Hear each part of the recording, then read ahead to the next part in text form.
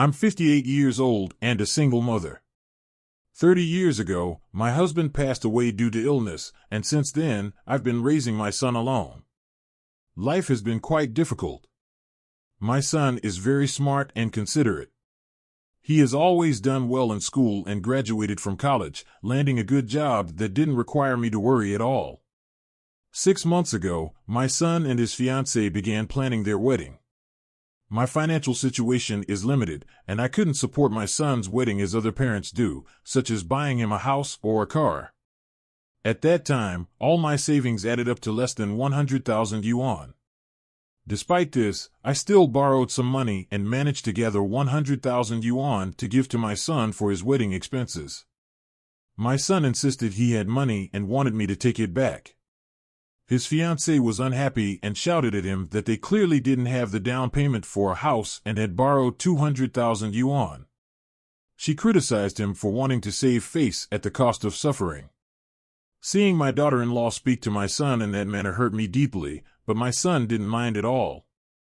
He smiled at her and said they were still young and wouldn't worry about making money. He assured her he would not let her suffer. His words made me realize how much he cared for her. I thought that if I took the 100,000 yuan back as he suggested, it would upset her and potentially ruin their wedding. My son would be heartbroken if that happened, so no matter how much he urged me to take it back, I refused. In the days leading up to the wedding, I spent time decorating their new home with ribbons and balloons, feeling quite busy. Once the decorations were done, I called my son and daughter-in-law to come and check. They said everything looked good and didn't need any changes. Since they were satisfied, I planned to go home and rest. I was exhausted and just wanted to sleep.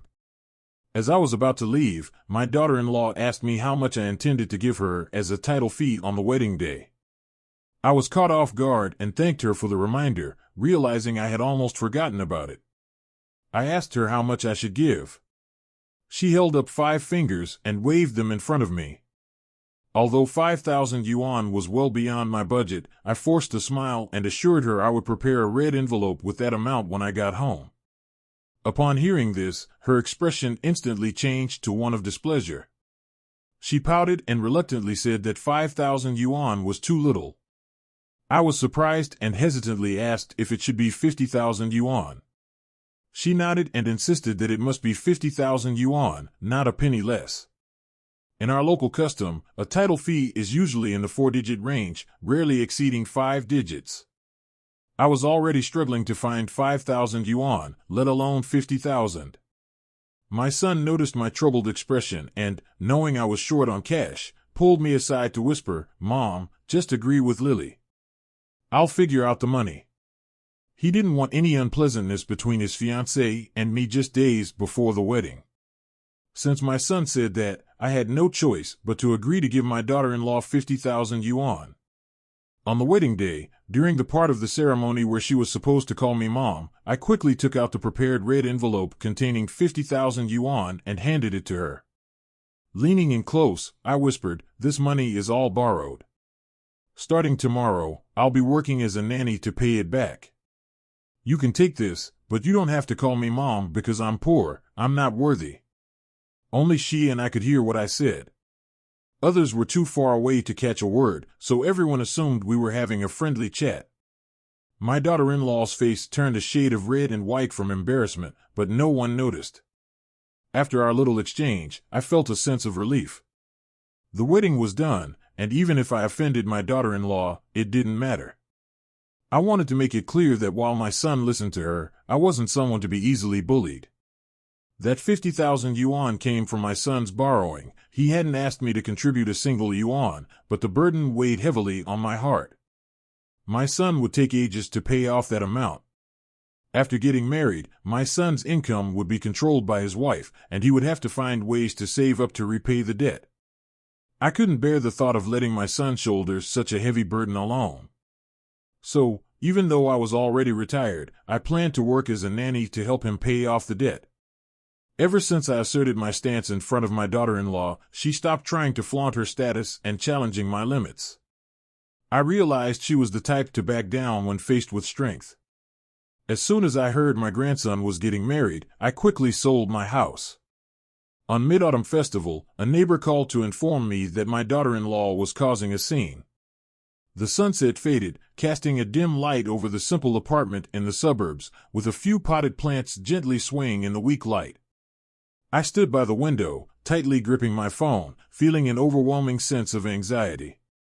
My daughter's voice came through the phone, sounding surprised. "Dad, why are you suddenly selling the house? Is something wrong?" I took a deep breath, trying to remain calm, but my anxiety was hard to conceal. "You need to sell the house quickly, there's still time." She fell silent for a few seconds, seemingly processing my sudden decision. "Dad, why the rush? Didn't you say you liked living there?" My heart sank at her question. "Your brother and his family have been coming here often, asking about the house. I'm worried they might try to pull something." My daughter was silent for a moment before sighing. "Dad, this house is your retirement home. You shouldn't sell it lightly. Think it over again." I hung up the phone with trembling hands, moving to the window to look at the distant buildings. The sunset painted the entire city in a golden hue, but this warm light did nothing to alleviate my heavy heart. For many years, it felt like all I received in return for my efforts for my son was endless bitterness and disappointment. After thinking it over, I decided to tell my daughter to sell the house. When my daughter saw I was determined, she agreed to help me pack my things to go to her house for Mid-Autumn Festival. She put the house up for sale. On the day of the festival, I sat at my daughter's dining table, listening to my granddaughter talk about her work. The atmosphere was cheerful. Suddenly, my phone rang. It was my neighbor, Lao Zhang. Confused, I answered. "Lao Zhang?" On the other end, his voice was urgent. "You need to come back quickly. Your daughter-in-law is causing a scene at your door and won't leave." My heart sank. I felt dizzy, as if a wave of unease washed over me. Before I could respond, Lao Zhang hung up hastily. I stood there, my emotions in turmoil. Throughout my life, I had invested so much in my son. Thinking back to those years of hardship, it felt like yesterday. I was born in 1947 into a poor rural family. Back then, being warm and fed was a luxury. I dropped out of school in the 3rd grade to help with farming. At 25, I married a gentle and virtuous wife. Although we were not financially well off, we supported each other and managed to live a somewhat happy life. We had a daughter when I was 27, and 3 years later, a son. To support the family, I worked extra hours, laboring in a factory by day and doing small jobs at night to supplement our income. Life was hard, but I never complained. Especially after my son was born, I had high hopes for him. Unfortunately, my son's academic performance was average, and after finishing middle school, he left to work. Unlike my daughter, who graduated early to ease our burden, my son's job was unstable, with frequent changes and little pay. Later, when my son got married, my wife and I sold our hard-earned old house to help him buy a new one in the city. My wife often cried at night, missing our old home, but she understood that our son's establishment was paramount. After my grandson was born, my son and his wife decided to work away from home, leaving him with us. For that little boy, my wife and I exhausted all our energy, waking early and sleeping late, managing household chores, cooking, washing, and soothing him to sleep.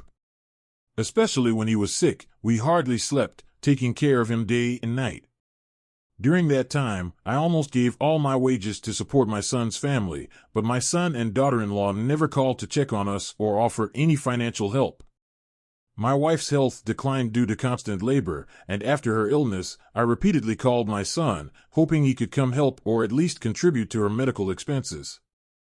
They always claimed to be busy and without money. During that time, I struggled alone, feeling helpless. After my wife's passing, I fell into a deeper sadness, blaming myself for not being able to give her a good life. I decided to sell my house, planning to live simply with my daughter. When I heard my daughter-in-law causing a scene at my door, my heart filled with anxiety and regret. I hastily put on my coat and rushed back to my old home. I reached my front door to find a crowd gathered outside. My daughter-in-law stood there, arms crossed, while my son remained silent. A wave of guilt washed over me, knowing I had failed my family. Just then, my daughter-in-law saw me and rushed over, yelling, "You sold the house and didn't tell us. How could you treat me this way? Do you want your son to follow your path? I've always treated you with respect, and yet you've betrayed me like this." I was taken aback by her words, unsure of how to respond. I simply looked at my son, searching for support, but he averted his eyes. My heart felt heavy as I muttered, "I thought you'd understand. I'm not doing this to hurt you." "Not to hurt us? We need your support. You gave me 50,000 yuan as a title fee but are now leaving us in the dust. You think we can survive without your help?" My son remained silent, his expression pained. I suddenly realized that he had not only lost his ability to defend me but had also lost the courage to confront his wife. At that moment, I felt a deep sense of disappointment wash over me. My entire life had been dedicated to supporting them, yet here I was, accused of betrayal. I sighed and turned to walk away, saying, "I've given you everything I could, but it's time for me to find my own peace." With that, I walked into the crowd, leaving my son and daughter-in-law behind. In that moment, I decided to finally live for myself. All right, we'll stop sharing here today. Thank you for watching. I hope the content shared resonates with you. For those who haven't subscribed yet, don't forget to click subscribe so we can accompany you every day.